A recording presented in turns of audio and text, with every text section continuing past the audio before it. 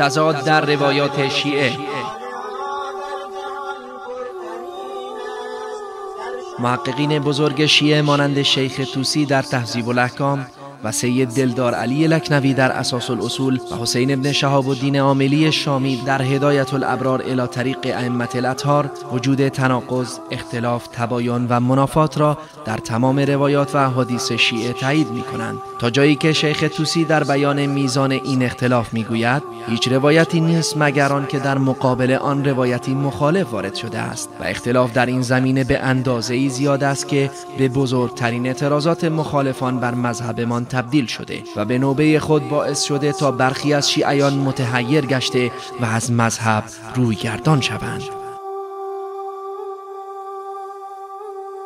بر اساس ادعای عموم شیعه مبتنی بر معصوم بودن ائمه، چگونه ممکن است این همه تضاد و منافات در روایاتی که به معصومین نسبت داده می شود به وجود آید؟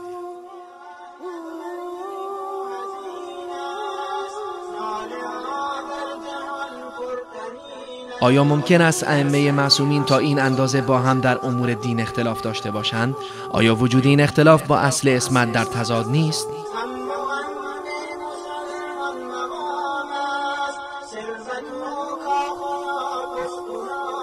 یا اینکه اختلاف ناشی از راویان حدیث می باشد که در این حالت باید پرسید راویان عادل و امامی چگونه می توانند این همه روایات ضد و نقیض را به ائمه نسبت دهند؟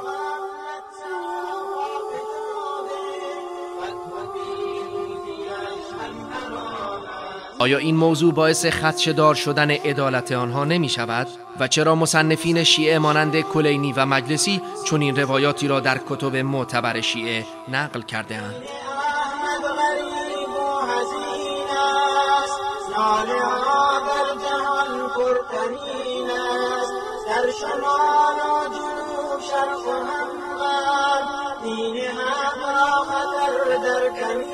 در حالی است که بزرگان شیعه در تعریف حدیث صحیح میگویند من اتصلت روایته الی المعصوم بامامی عدل. حدیث صحیح حدیثی است که راوی عادل و امامی روایت کرده و آن را به معصوم نسبت دهد.